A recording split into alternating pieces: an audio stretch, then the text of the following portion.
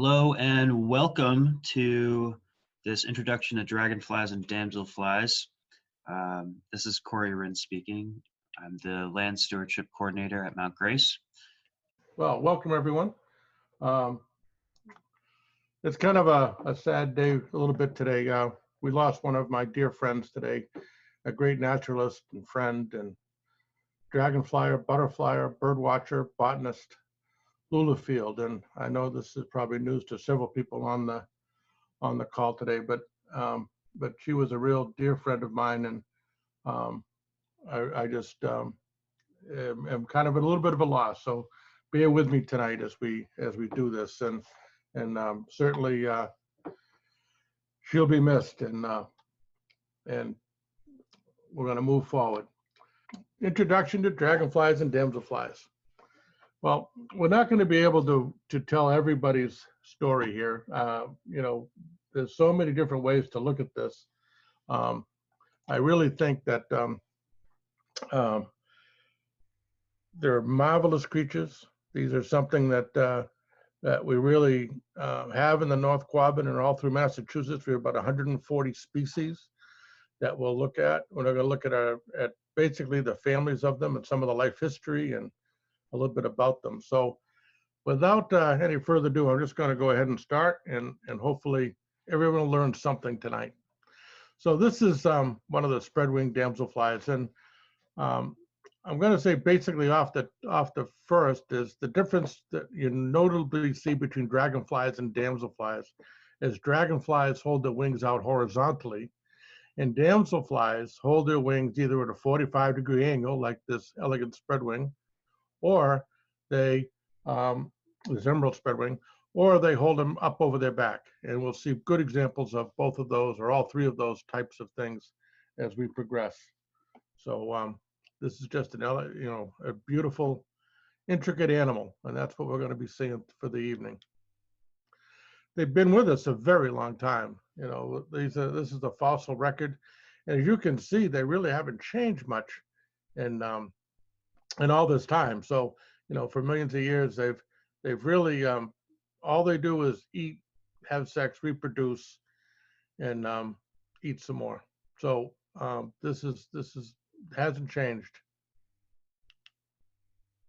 So a little background on what we've done in Massachusetts, and really Virginia Brown's book on Dragonflies and Damselflies of Cape Cod in '91 was really the first semi-field guide that came out.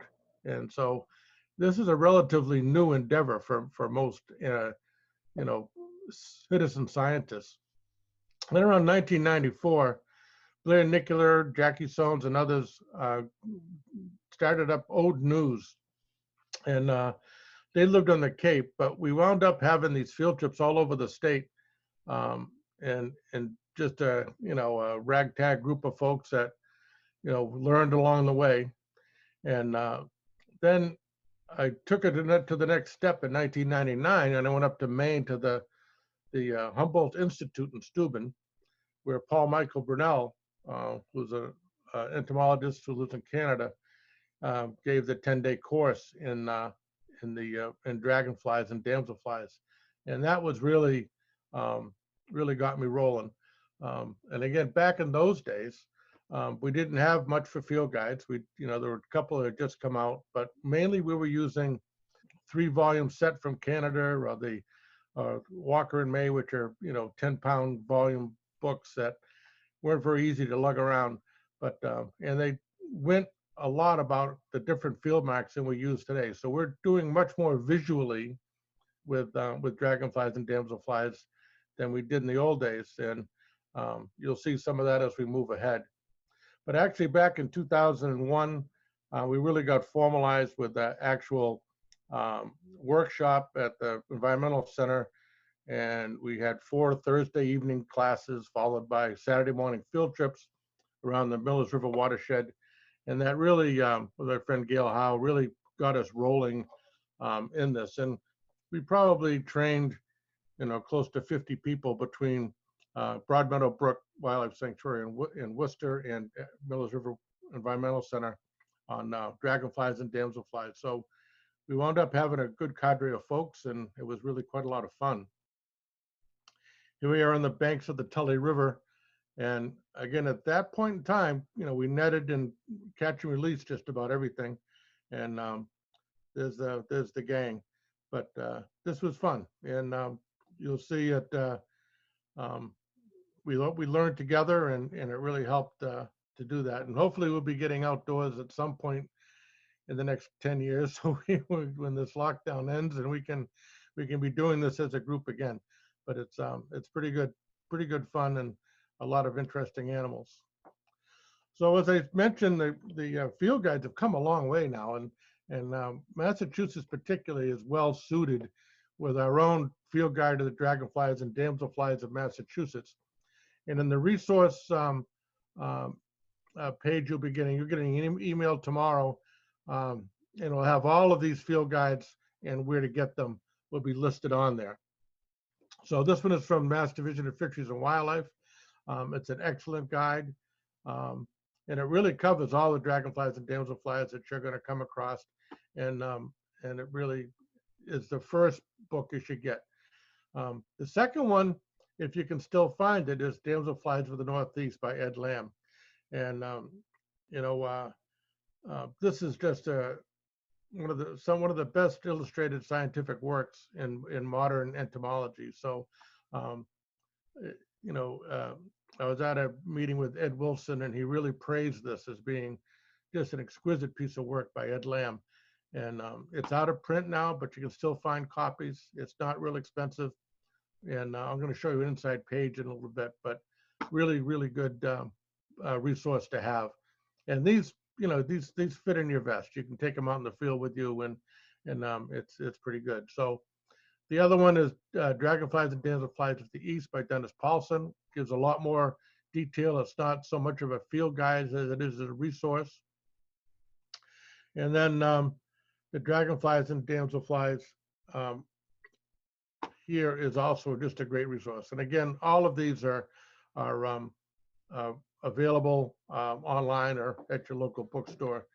The beginner's guide, this is really an early edition, but if you're just kind of looking at some of the more common types of dragonflies and stuff, this is actually a pretty nice little book, and it slips in your pocket. So that's that. This is a page of Ed Lamb's Damselfly book, and I just wanted to point out a couple of things. And by looking at the poll, most people want to look through binoculars or take photographs. And this helps me to illustrate a couple of points here. Number one, when you're looking at dragonflies and damselflies both, quite often you need two different shots, one from the side laterally and one from the top dorsally. So if you want to get all your field marks, try to get both views, either through your binoculars or through your camera, so you can see what's really going on. And then another thing that's really interesting, these on the top of the page, you see the Pine Barrens bluet. The male, you really need to have a magnifying glass to see the appendages that you're looking for. And the females you can identify with binoculars. Yet on the New England bluet, the male you can identify with binoculars, and the female you really need a microscope. So the lesson here is that we can't always bring everything down to a species, and we just have to accept that, from doing your field work. If you have it in the net, you can it's easier to do some of these things, but we just accept that we can't identify everything we see to species. And the other big lesson for all of us is that the tenorals, which are dragonflies that have recently emerged from the shell, and we'll talk about the whole life history thing, but these things are notoriously difficult to identify. They're way too fragile to catch. So if you see this glossy, shiny wing, you can be pretty sure that it's a teneral and that it hasn't gotten its color yet. So, and they're very fragile. So you don't want to net one of these. You really, you can take pictures, but you really want to be very careful that you don't damage the wings. And so again, these tenorals, look around a little bit. If you start and see these, you should be able to find more advanced individuals in the neighborhood if you're seeing them. So, and quite often there'll be, you know, many different age groups nearby. So, but anyway, so when you see teneral, you know, kind of give it a, yep, there's a dragonfly, and find something that's a little more mature. So we are also fortunate in the country to have the Dragonfly Society of the Americas, which I've been a member of since the mid 90s. And I've traveled around the country. My wife and I were, here we are in this picture. We were trying to figure out which picture this was, but you know, Josh Rose from Amherst is in here, and several other people from Massachusetts. Um, but the whole thing, that's a great thing, great group of people. They have meetings. There's a Northeast chapter, there's a Southeast chapter. Of course, this year all the meetings are canceled, but nonetheless, it's a great organization, and they have a website. And this is brand new, totally redone in the last couple of months. It just got released. So you can actually add records, you can browse records, it's got a whole field guide involved in it. And so you can ask for identifications of a photograph that you have. And they have a new app. And I haven't had a chance to try the app yet because I haven't seen any dragonflies this year. Again, this is brand new. They haven't, you don't have the ability yet to add in the field what you're looking at, you know, like you do with eBird or something. But that is the way they're heading. So so hopefully within the next year or so, we'll be able to use the app on your phone to actually keep your records and move it ahead. But they've done a lot of work on this recently, and again, that's the Dragonfly Society of the Americas is the big group behind it. And for anybody that's on Facebook, Northeast Odonata is a very active group, and again, a good place to post photographs that you you know, aren't sure of the identification, and certainly it's something that you know, that you can use. In each area of the country, there's a Northeast and there's a Southeast and there's a Western, and so no matter where you are in the country, or if you're traveling around the country, you can find out what's going on with the different Facebook pages. And you know, overall, get out, get your feet wet. This is how I love to spend my June, July, and August. So a good time to, you know, battle the heat with having a lot of fun. And again, you know, cameras now are overtaking nets in most of the later field trips that we've been doing, and even the Dragonfly Society. So good photography is welcome. Dave, where would someone find a net to use? On the resource guide that you'll be getting tomorrow, BioQuip is the main supplier of netting insect supplies. My net I bought probably 15 years ago for $187, and I just saw it on the. I just looked it up this week, and it's up to $350. But that's a that's the high end. I figure it's the same as a golf club for some people.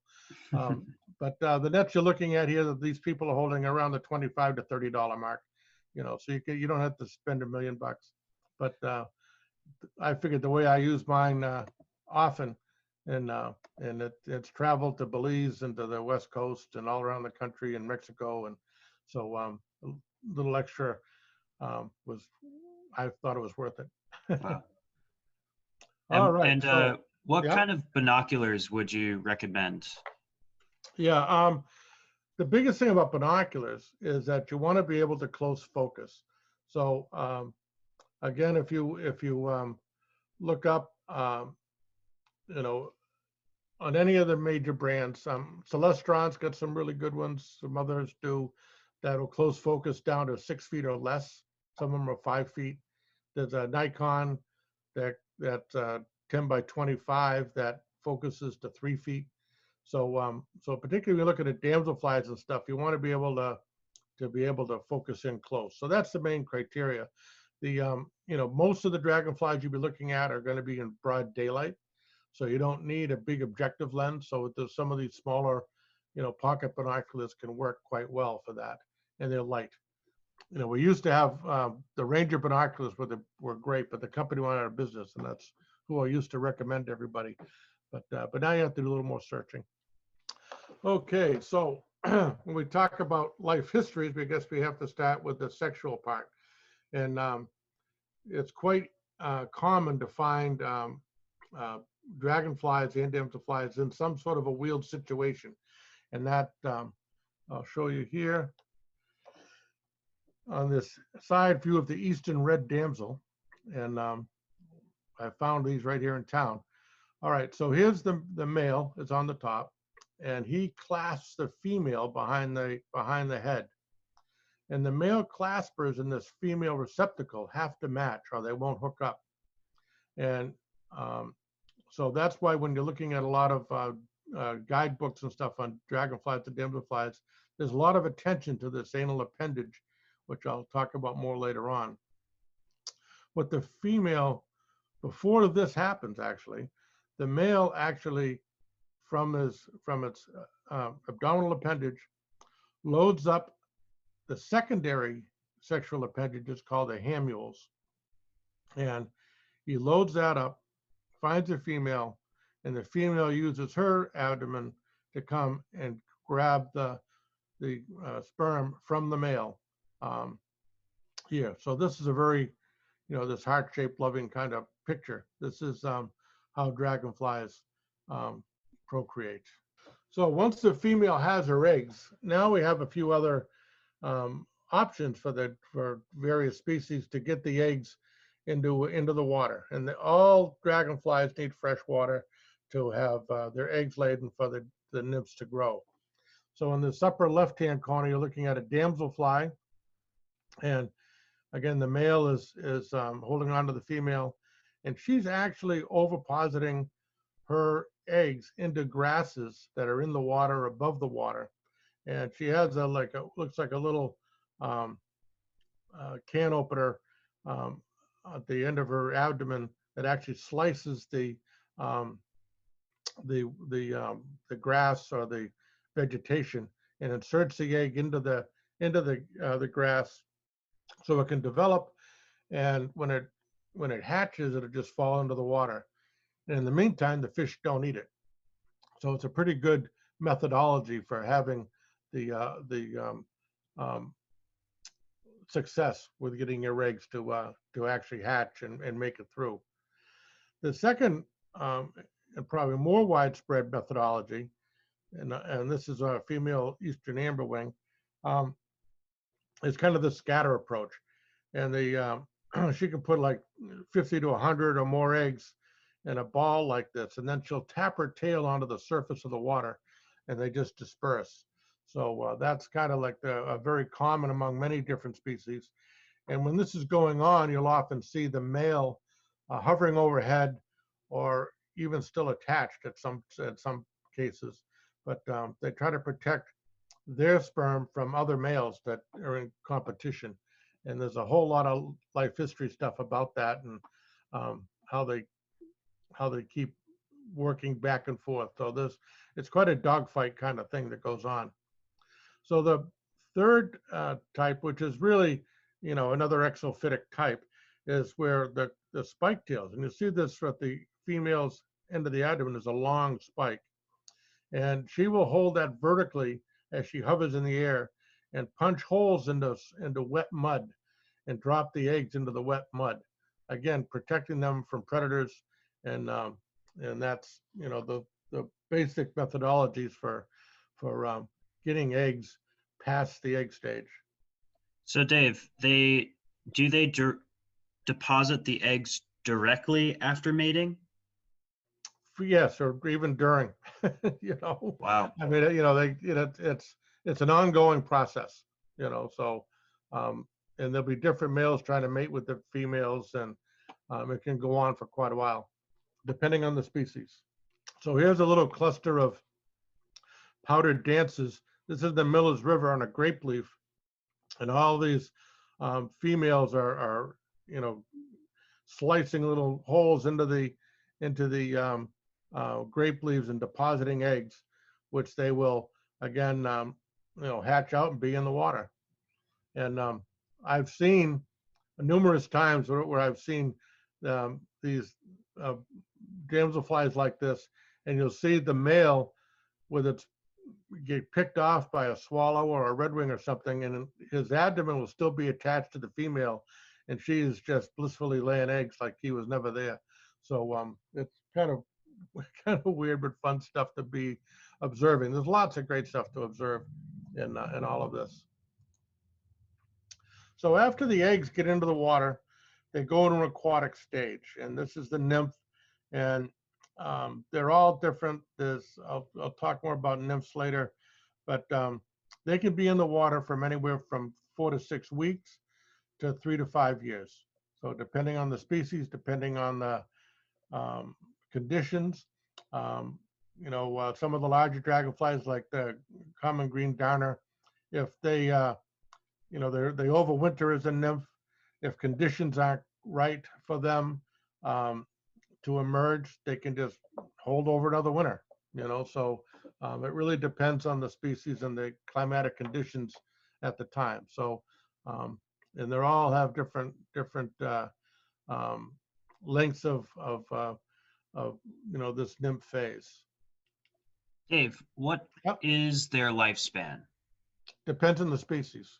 Some only can have 2 or 3 broods during a season, and again, some just have 1 brood and then they will overwinter. But they're going to overwinter as usually in the larval stage is probably the most common way they overwinter. So they do last over a year in some form, but yeah, it depends entirely on the species. And we'll show later that some that have long distance migration and all this other stuff. So it's really very, each species has its own habitat and its own way it works through the life cycle.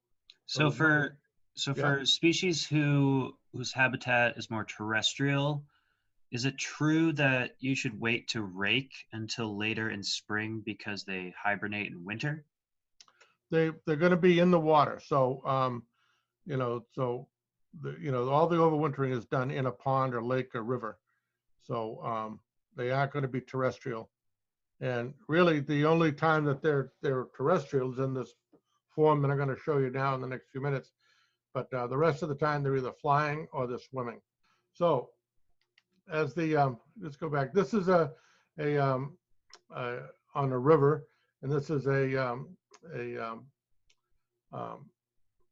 nymph that's climbing out onto the rock, onto a rock, and they get as high above the water as they can, and then they pull a hole out of the middle of their back and yank themselves out, and this can take anywhere from a few minutes to several hours, and I've watched it go through this process before, and a cloud goes by and it gets really cool, and they kind of shut down for a bit.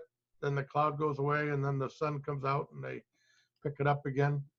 But it's really quite a process to watch, and this is just something you can easily come across.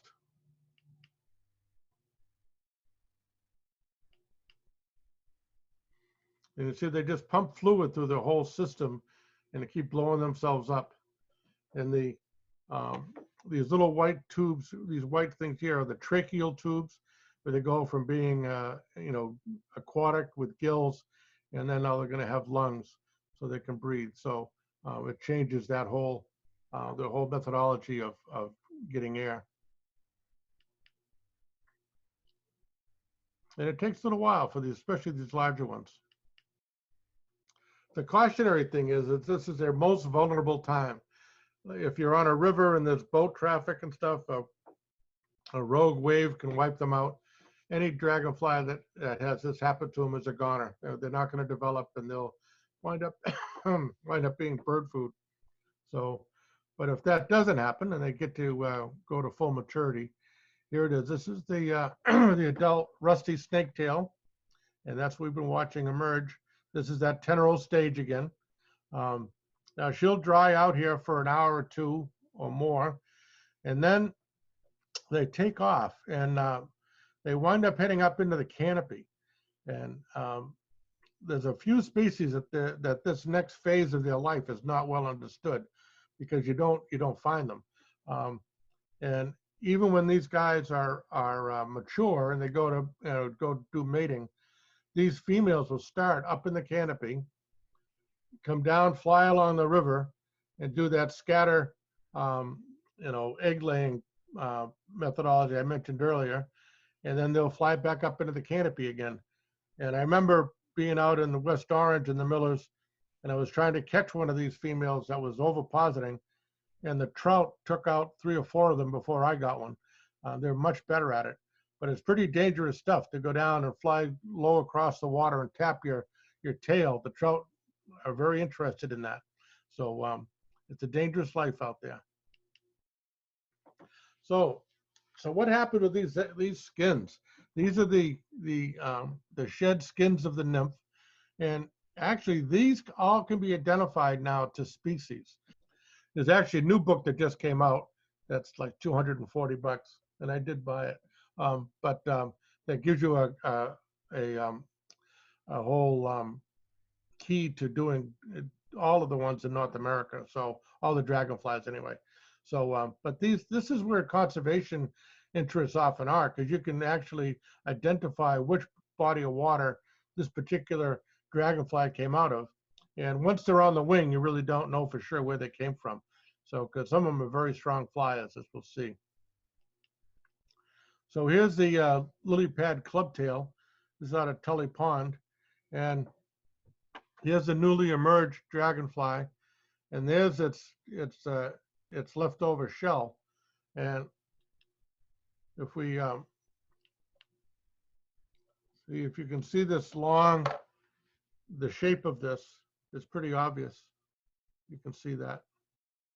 And again, there's some guides to some of this that aren't as detailed, but some of them are pretty obvious. And here are the clubtail, and you can see that they are all pretty unique. And if you're interested in this stuff, there are new guides to help you do that. And I could just say too, this doesn't hurt anything. The dragonfly is totally done with these. So you're not hurting the population or damaging anything. And they do keep very well in a collection. So it's just something that you can. And if you want to find a lot of these, sometimes looking under bridge abutments is really useful. And they'll climb up on the cement walls of the bridges, and you can actually learn quite a bit about what's happening in the river. So let's get into what dragonflies and damselflies we have around here. We have 9 families that we'll talk about. Again, the damselflies have their wings up over their back. They're generally smaller, though we have exceptions. The other thing about having them up over the back, most of them are directly over their back, but there's always that one group, like I showed you, the spread-winged damselflies, that has them out at a 45-degree angle. And then the dragonflies all have them, flat out, airplane style. So just a real quick thing about some of the terminology. The abdomen has 10 segments, and the first 2 are fused, so it's really confusing. So you start from the back, and when you look through a lot of these, the books will tell you there'll be markings on 6 or 7 or 8 or whatever, and this is useful. The thorax is quite useful in a lot of things to identify them. The females have an ovipositor on the darners and the damselflies. There it is. It's like a little can opener. The males have the 2 appendages, superior and inferior, and that what allows them to clamp onto the female. This is the secondary male appendages, the hamules. And we'll talk a bit about eyes as we get going. But those are basically the parts. And again, you have the eyes, you have your thorax, This is your first segment. The hamules, if you see hamules, you know you have a male. And then we're looking at the appendages, and that's quite important to get a good look at the appendages. And then this is where you start with segment 10. That's what the appendage is attached to. All right, so now we're going to get into it. These are the broad-winged damselflies. These include all the jewel wings and the ruby spot. This is the American ruby spot here. Okay, we'll start with probably the most common ubiquitous one. This is the ebony jewel wing. And we often find this in wooded streams. Most all the small streams we have around here in the North Quadrant for sure will have these. They're often seen in dappled sunlight. They don't need bright sun all the time. They're in pretty big numbers. You know, when you see them, they have kind of a floopy flight, not a very strong flyer at all, but they kind of dance around in the shadows along the various rivers and streams. So, and when you're looking at them, that iridescent body can be either blue or green or kind of turquoise or whatever, and definitely depending on which way the light is refracting off the body, but they're beautiful. This is the river jewel wing, which is probably the next order of stream up from that. You find these in the main stem of the Miller's River, and they do require a lot more light. And you look at their wings, look like they're dipped in ink, where the ebony jewel wing was all black. The river jewel wings just have the tip of the wing dipped in ink. And again, these can be blue, green, or whatever, depending on how the light is refracting off of the body. So this is, you know, one of my favorites. This is the American ruby spot, and it's a late summer flyer. So it was thought to be not very common, but most people don't look for dragonflies and damselflies in August and September when these guys are flying. We did a survey of the whole state back in 2004, I think it was, and we did wind up finding them if we looked in the right places at the right season. This is actually in the Connecticut River in Sunderland, but we have them right in the Miller's River. In fact, right from where the Tully confluence is in Cass Meadow to the Main Street Bridge where the river rat starts, I counted at one fall, I counted 354 American ruby spots wading down that stretch of river. So they're pretty common where you find them. So these are the spread wing damselflies with their wings held at a 45-degree angle. This one's a swamp spread wing. Here's the one I showed you before, the emerald spread wing. And again, you're looking at the anal appendages on these are quite unique to each one of the species. So if you can get a good down look at the anal appendage on these, you can usually, the books will show you nice graphics of what they are. But otherwise, looking at the thorax and how the, whether it has stripes or plain, and then how much coloration on the abdomen. So the last group of damselflies is the narrow-winged damselflies, and there's several subgroups: the damsels, the dancers, the bluets, the forktails, and the sprites. So all of these are narrow-winged damselflies, again, holding their wings up over their back. And this aurora damsel is an early spring, flyer, has a long abdomen, and it has a nice yellow patch right at the base of the thorax. So it makes it really a nice, easy one to identify when you get out there. So they'll be flying in the next 2-3 weeks. Dave, yep. How long do damselflies and dragonflies live after they emerge? Again, it depends on the species. Classic question. Some are really, short-lived, but most live, I'd say several weeks to a month, and then, they turn over generations, so it's not an easy, concise answer. Okay. Are the males more colorful than the females?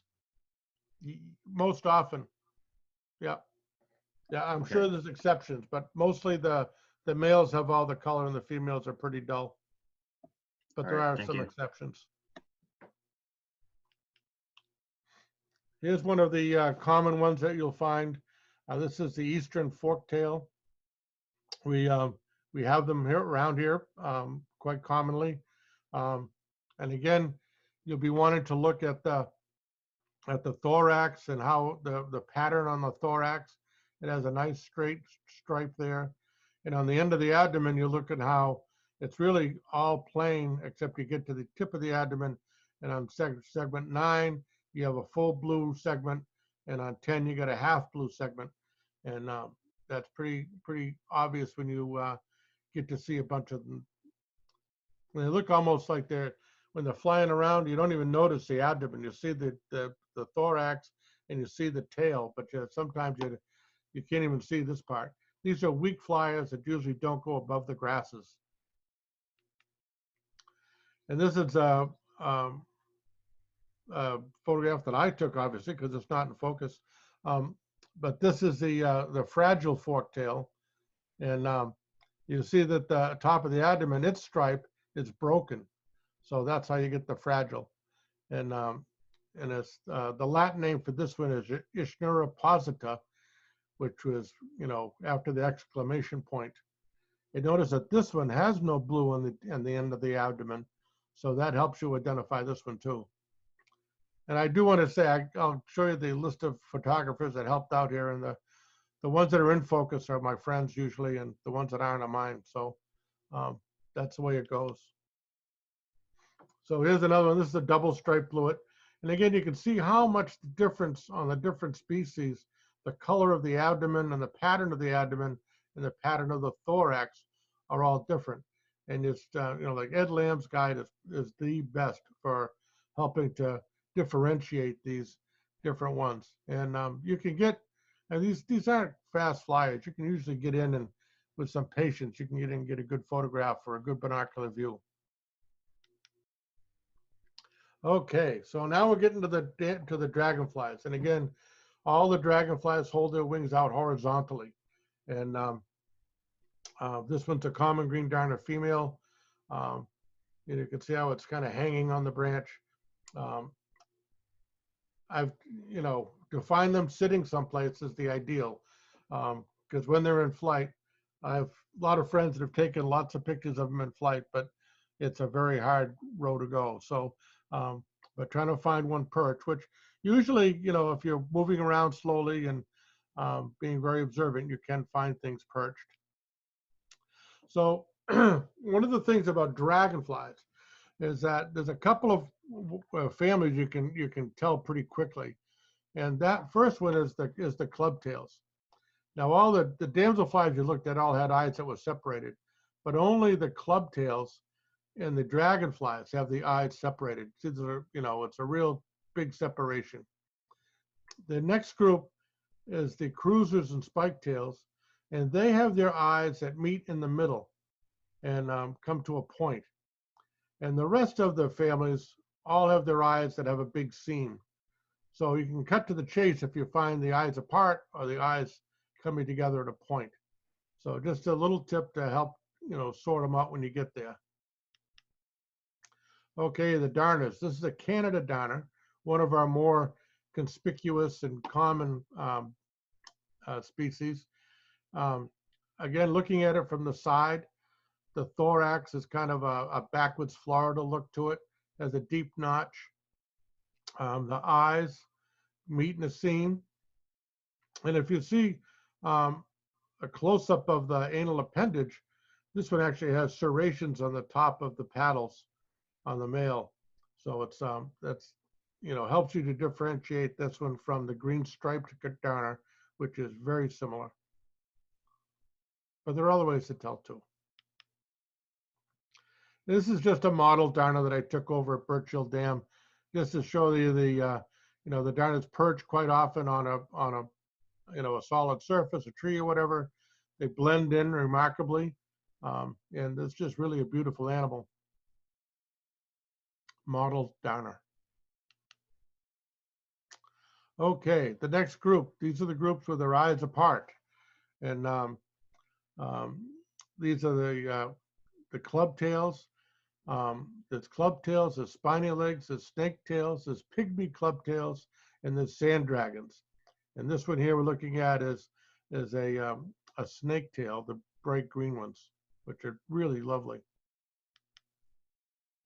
So the most common one you're going to find is the lancet clubtail, and there's two other species that are very similar, but the lancet you can tell by it has yellow markings all the way down the abdomen and on each segment of the abdomen. And very common. You can see it's not very big, and they'll be flying in mid-May to through June. This is the biggest one of our dragonflies. This is the dragon hunter, and again, pretty abundant around these central Mass and Western Mass for sure. It has a very interesting exuvia or nymph. It's very flat, and it buries itself in the sand, and then just uses its labium to whip it out and grab stuff in. But it can be in pretty swift water because it's so flat. So it can be in a river or in a place where there's a lot of waves. It can hang right in there and bury itself in the sand. But these are big. They do feed on other dragonflies quite extensively, and they're just fun. There's the rusty snaketail. This is the same species we watch hatch, in the last segment there, with the nymphs. And back in the day when we didn't have all the field guides, I actually caught these and measured the total length, the length of the abdomen and the length of the hind wing, to make sure that we had all the correct identifications. Again, this is a close-up of the hamules, and you can see that the eyes are apart, and a beautiful green color on the abdomen, on the thorax, and again, a good look at their anal appendages. And these were just several pictures of the same animal put together in a PowerPoint slide. Okay, the spike tails. Remember, we looked at this in the picture on oviposition. And it's a delta spotted spike tail. And again, these guys have their eyes come together in a point, and then the shape of the spots helps to tell you which one of the species it is. It is the arrowhead clubtail. Again, the eyes come together, and the shape of the spots coming down the abdomen tell you which species you're looking at. And this was actually on the endangered species list before. Whoop, sorry about that. Anyway, again, this is right here at Riceville Pond. Pretty cool. So again, this is mid-June. So we all hear about global warming and climate change and stuff. This is a pretty interesting animal.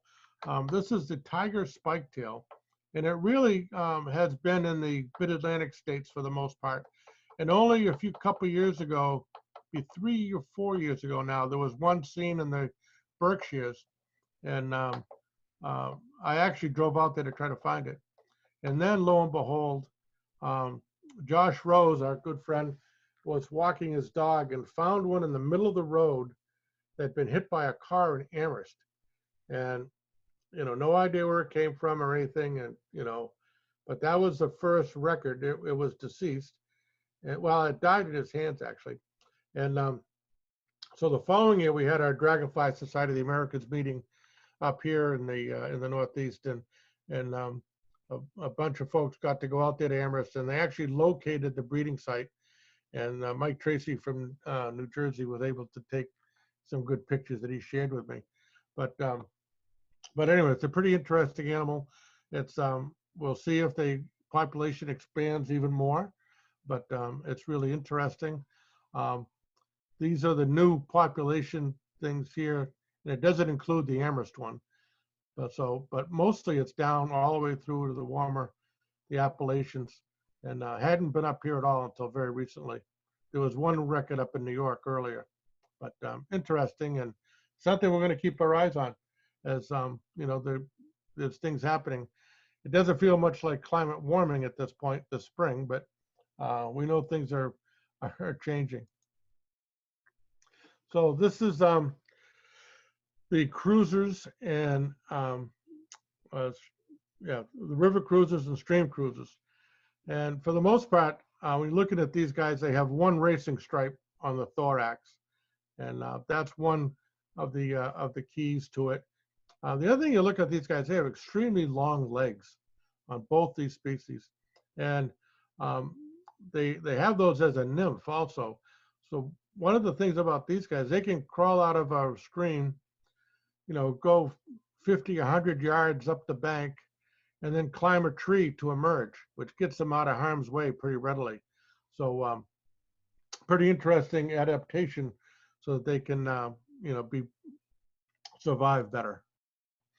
And here's the Illinois River Cruiser. Again, the single racing stripe, and it has a big bright spot on, I think it's segment 7. And that actually is really readily seen with binoculars as these cruise up and down the middle of medium-sized rivers and streams. So, and this group, the emeralds, and there's emeralds and there's basket tails and sun dragons and shadow dragons and the bog haunters. And we'll talk about a little bit about a couple of these different ones later.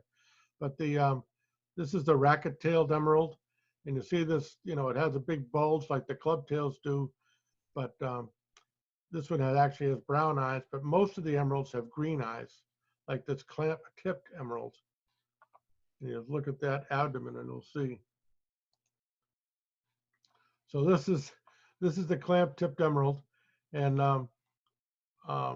really, when you look at it, it certainly holds its name. It looks like a big C-clamp on the end of its abdomen. And again, you're looking at green eyes. You're looking at the thoracic pattern, and these quite often have quite a bit of green sheen to the thorax.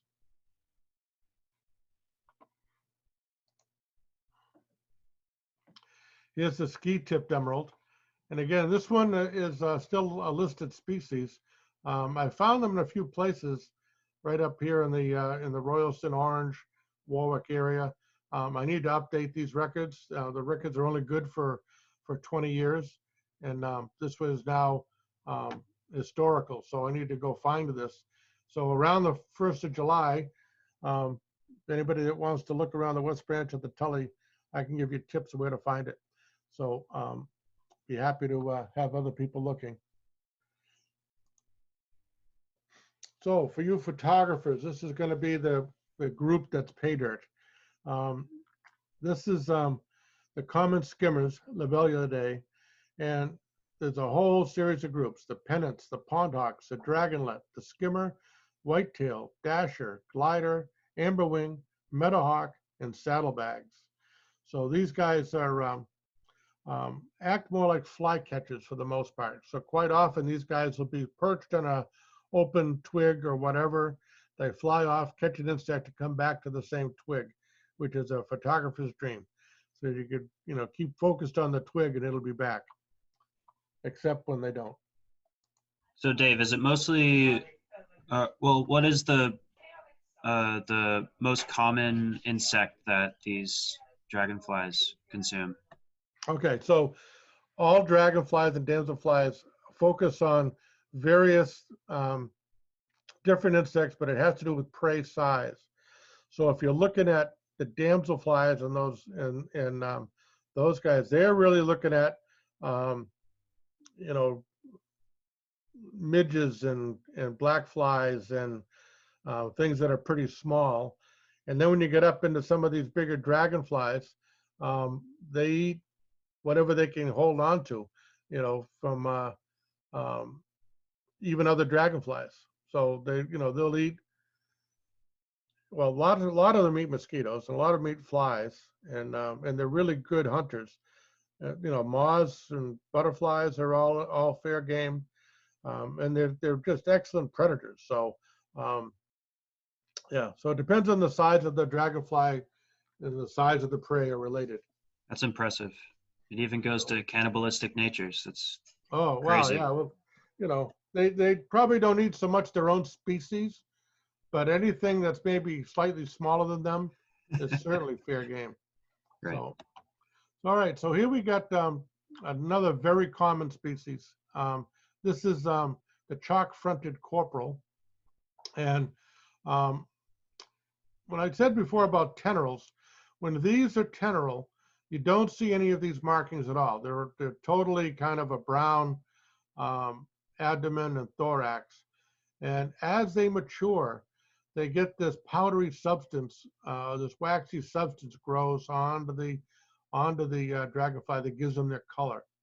And I'll show you in another um, picture here in a minute. Yeah, let me go to the next one. And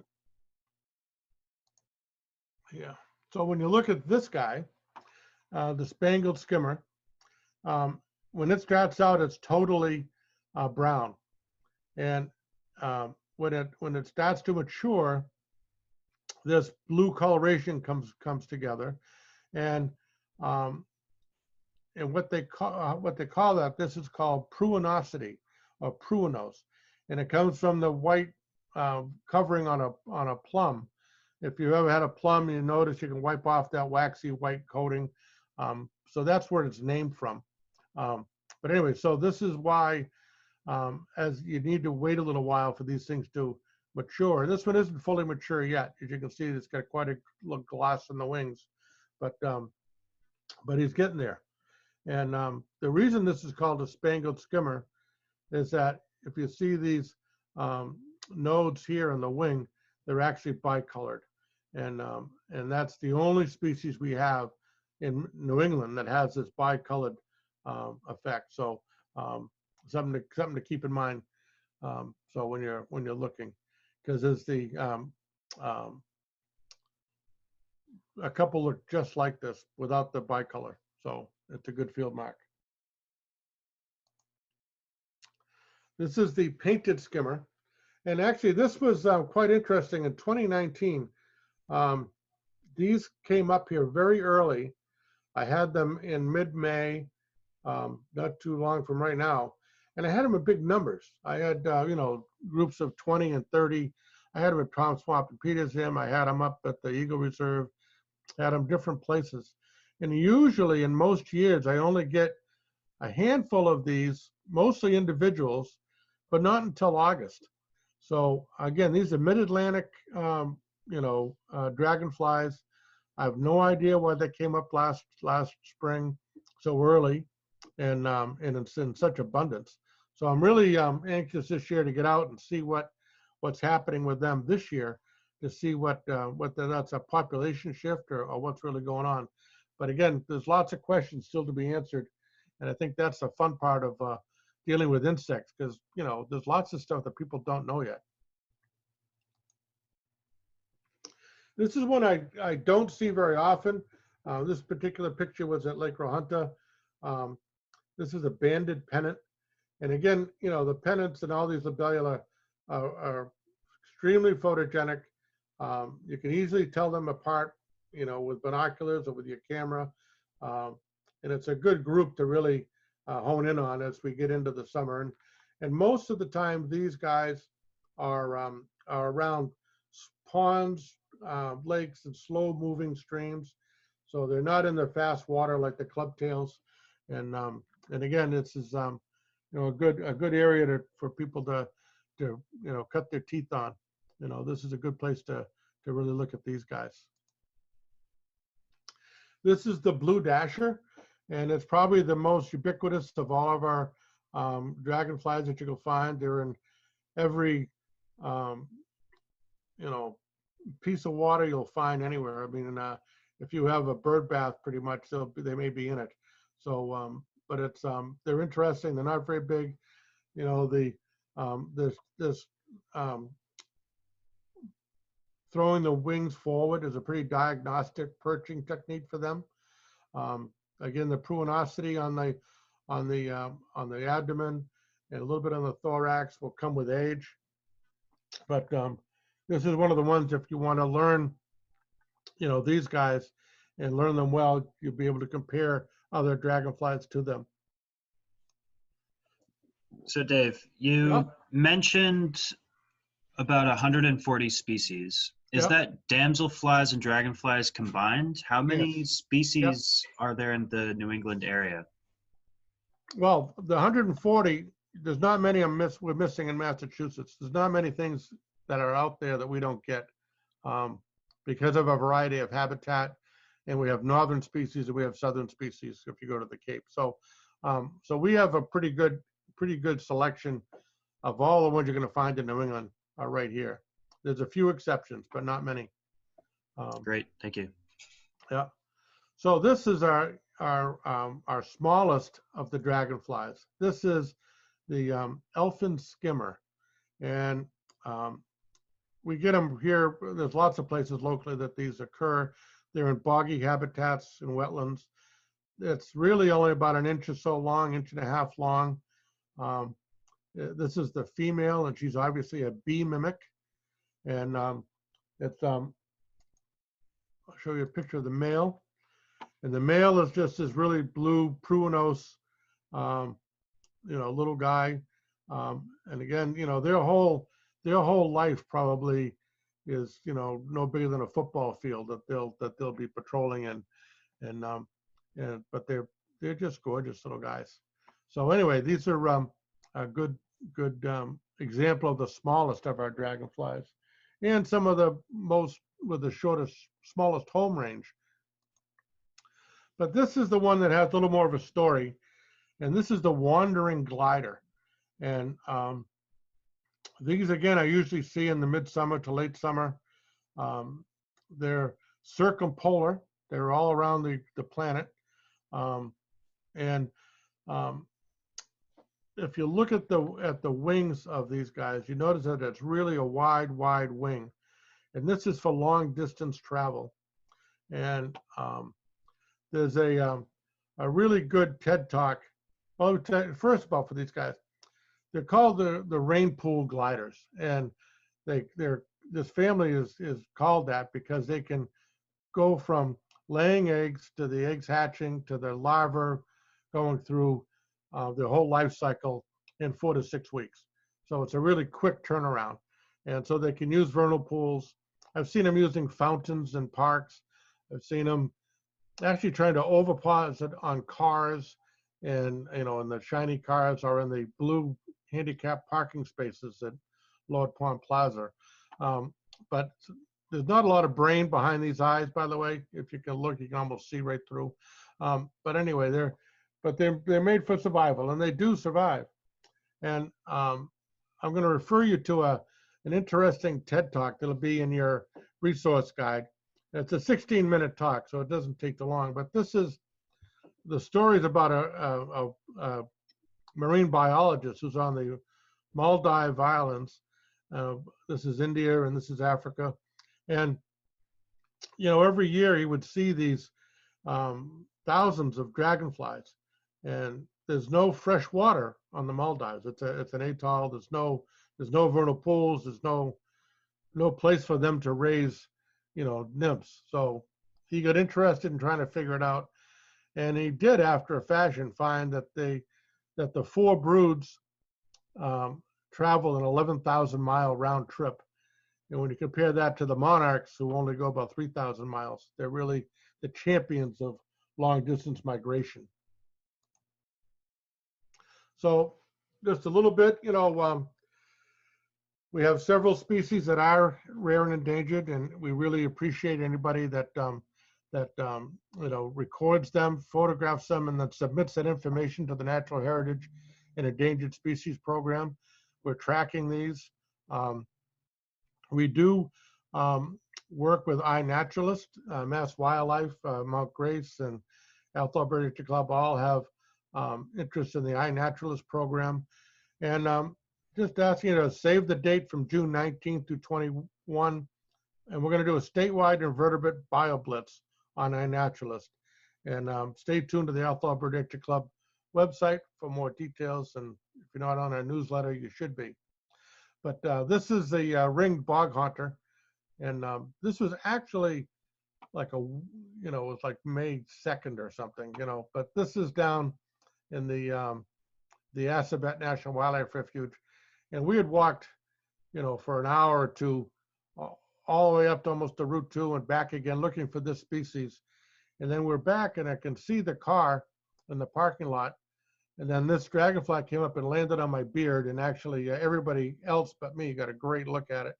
But this is the ringed bog haunter. But closer to home, and this is the ebony bog haunter, which we've now found at several new sites in the last couple of years. And this is really Memorial Day weekend. The ringed flies a little bit earlier, the ringed bog haunter. The ebony is usually the last week in May, first week in June.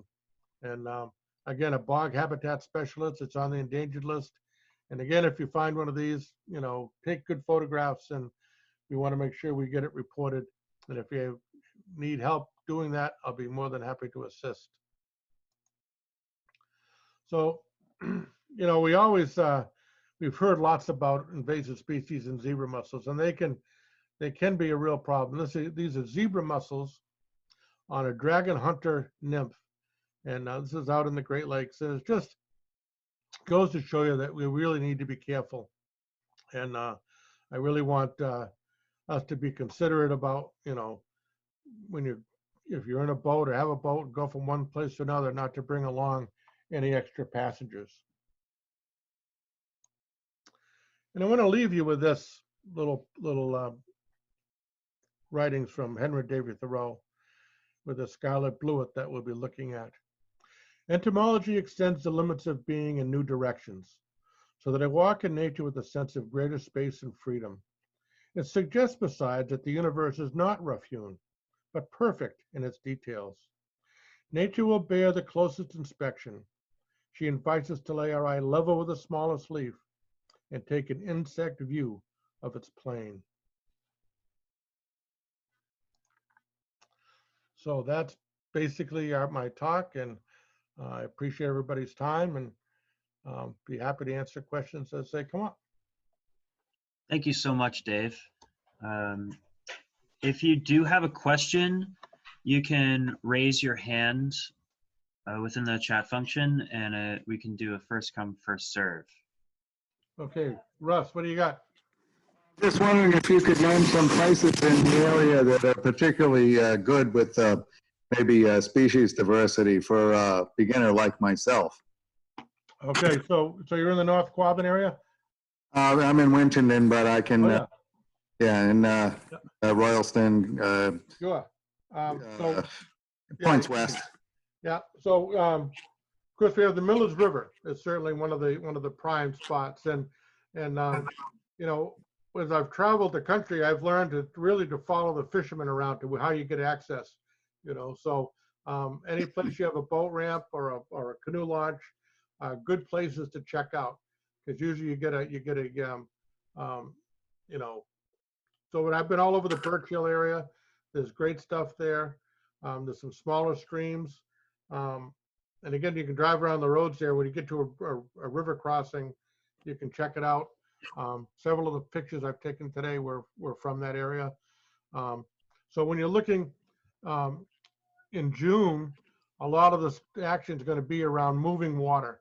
So the clubtails and all those, the jewel wings and stuff, are quite often going to be around moving water. So any of the rivers and streams in the North Quabbin will be helpful. Also early on, the Eagle Reserve in Royalston, the Mount Grace property, it's a great spot for lots of different dragonflies. So I encourage people to check that out and actually put that in iNaturalist so that we get records of that. Because we're really trying to update that whole inventory there.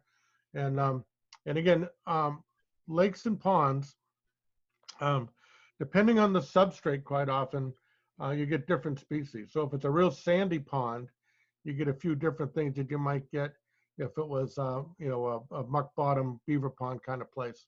So again, the variety of habitats just about any place where there's water, you're going to find a dragonfly. Thank you. All right. All right, we're going to have Kenneth on the floor. Dave, thank you very much for the presentation. My interest in by the way, can you hear me? Oh, yeah, I got you. Oh, yeah. So my interest in dragonflies started last year. I live in a small town on the North Shore called Wenham. Yeah, I know it. And we have some wetlands behind us, maybe about 250 yards behind us. We didn't see any dragonflies in the 5 years that we lived here. We had a lot of mosquitoes, and then for whatever reason, last year, we had tons of dragonflies and no mosquitoes. I'm just wondering what factors could have been in play for this to happen. Yeah, well, I mean, lots of insects are cyclical anyway, so Right. that's often a one case of this. I mean, the other thing is you become more aware.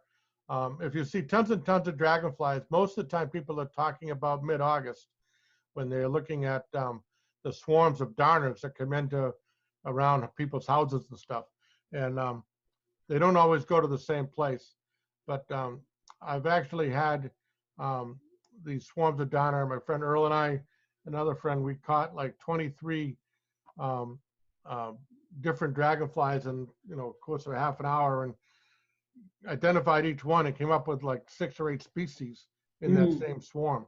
So, Well, but this those year are I'll be much more aware. I'll be taking photographs.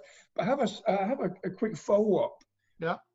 The town of Wells in Maine sells nymphs, sells dragonfly nymphs for, I think it's $50 for 50. Yeah. And I'm wondering, is it realistic and practical to go up to Maine and buy some nymphs and sort of scatter them around the edge of the wetlands? No, it's probably not a good idea. We have plenty of our own avifauna, and when you bring in something from another area, you don't know what you're bringing for disease or other things. So I would discourage that. I think if you spend some time and find the different types of habitats, whether they fast running streams, slow running streams, sandy bottom ponds, mucky bottom ponds, you'll find a good variety of dragonflies, and you'll probably find more than you realize. And the other thing is, like, a lot of these damselflies are very small. So I mean, you're really, they never rise above the grass.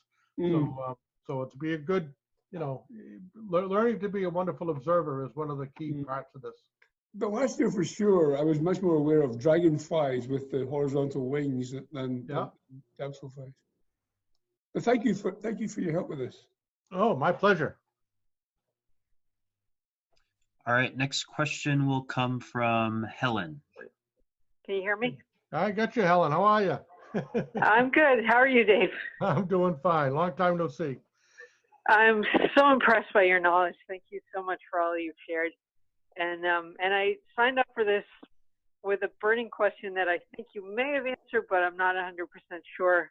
So I was hiking one summer several years ago on Crag Mountain in Northfield. Yeah. And up on the top of the mountain, so rocky, open area. There were these enormous dragonflies that were just like, there were tons of them, and they were flying. They were sort of like bombardiering me and my dog, who was trying to catch them out of the air, and it was a little scary even. And the biggest things I've ever seen, the biggest dragonflies. And I wondered, so is that was that the dragon hunter? Well, like 4 inches long or something. Yeah, well, being on top of a Craig Mountain, I've had some experiences. Even I was up on Mount Tom on the top, and there's with a lot of insects, there's a whole thing called hilltopping, and many insects will go to the top of a mountain or a ridge to find mates. Well, dragonflies aren't necessarily doing that, but they're out there to eat the things that are finding mates. I see. So but depending on what season that was, if it was mid-August, it could have been that that same thing with the darners and stuff, because the darners are actually really focusing on the emergence of flying ants. And as these swarms of flying ants get up into the air, quite often you'll find the dragonflies, fairly low, grabbing them up. And then higher up, you'll find swallows doing the same thing. And in the right conditions, you'll find nighthawks actually in the, 1,000 feet up after the same prey. So one of those two things could be happening. Yeah. Okay. It was August, I think. Yeah. So up the darners. Yeah. Yeah. And there are some high altitude, altitude such as we have in Massachusetts, wetlands up there, a big blueberry swamp right next to the peak. Yeah. So that seems like it's consistent with them being water creatures. Oh yeah. Yeah. And there's some different dragonflies can be in those higher elevation bog stuff, like the bog haunter, and a few things could be specialized to that. Cool. Okay. All right. Thanks so much. Oh, anytime. Dave, what is the name of that TED Talk you mentioned? It's in the resource guide. It's I'd have to look it up. Wait. All right. Wait, I may have it. I'll be looking it up as we're going here. There's another Alrighty. question I'm looking up. Yeah, I'm going to allow Mary onto the call. Hello. Hi. I've got a spot for the gentleman from Winchendon, Lake Denison. Oh, yes. Oh my gosh, there are so many beautiful dragonflies there, and they keep the horsefly population down. It's so exciting to watch. But I actually have two questions. Sure. The first question is, do dragonflies do what butterflies do in trying to taste the minerals from the sands and scat? Or right? No, they don't. No, they're just eating live prey. Okay. Yeah. And the second question, how much of an indicator of the health of the wetlands are dragonflies? Because it would seem that they would be pretty fragile in polluted areas. Yeah, again, it depends on the species. I've seen the powdered dancer in some pretty awful water, and yet, if you look at some of the clubtails, like the even the lancet clubtail, whatever, they're a little pickier on the water. So and again, it depends a little bit on the species, but they have found some correlations, and there's been quite a bit of work done on that by aquatic biologists that are trying to sort which species are the real indicators. So you can find stuff on the internet about that. Okay. Which are the species to look at? Because some are just bums. They'll be anywhere. Well, thank you so much. What a great presentation. Thank you. All righty. And the answer to the question on the TED Talk, it's Charles Anderson dragonflies that fly across oceans. And the link will be in the resource page we send you. Are there any more questions out there? I want to say thank you for the beautiful picture of Lula that you put at the beginning of this presentation, which was also fascinating. And my only knowledge of dragonflies comes from my sister Lula. Right. Yeah. And I learned a lot from her too. So we've shared a lot of field time together. So yeah, no, I have a lot of pictures of Lula, but most of them not with her face. She was very good at having the camera miss her. Yeah, very true, and in life as well in a lot of ways. Yes. Yep. Okay, thank you, Pat. And we have another question from Lise. Hi, how are you? Thank you so much. Oh, my pleasure. If you already covered this, I apologize because I fell asleep for a few minutes. Well, I've done that too. But I know you mentioned in one shot that, well, you talked about how if the cloud came over, the process would stop. And of course, you know, when I'm out, I usually see them in the sun. So I'm just curious if you would ever find them in areas that are pretty shady, or if they really are really how sun dependent are they? Yeah, again, it's depending on species. You know, I mentioned the ebony jewel wing, which is a damselfly that actually is in shaded streams, and you know, in really dappled sunlight, you know, is the kind of the place where you'll find them more readily. And there are a few that, and actually, there's actually a group called the shadow dragons that don't come out until dusk, you know, and fly in the dark. So, but that's only a, you know, I think we have like 3 species in the Northeast. So, so there are exceptions, but for the most part, you know, I can remember back in one of my early field trips to Cape Cod with Blair and the gang, we were looking at the comet darner, which is another endangered species, and they're in these, you know, coastal plain sand ponds that are out there, and we noticed that it was one of those summer days with the billowing clouds, and as the clouds came over, all of the darners that were flying, you know, went and perched, and then when the sun came back out, they came back out. So I think some are affected differently, but certainly they do like sunshine and That's warm weather. interesting. Maybe they're solar powered. Thank So you. I'm waiting for Saturday. We're going to get 70 degrees and sunshine. So I'm optimistic. Thanks. Okay. Alrighty.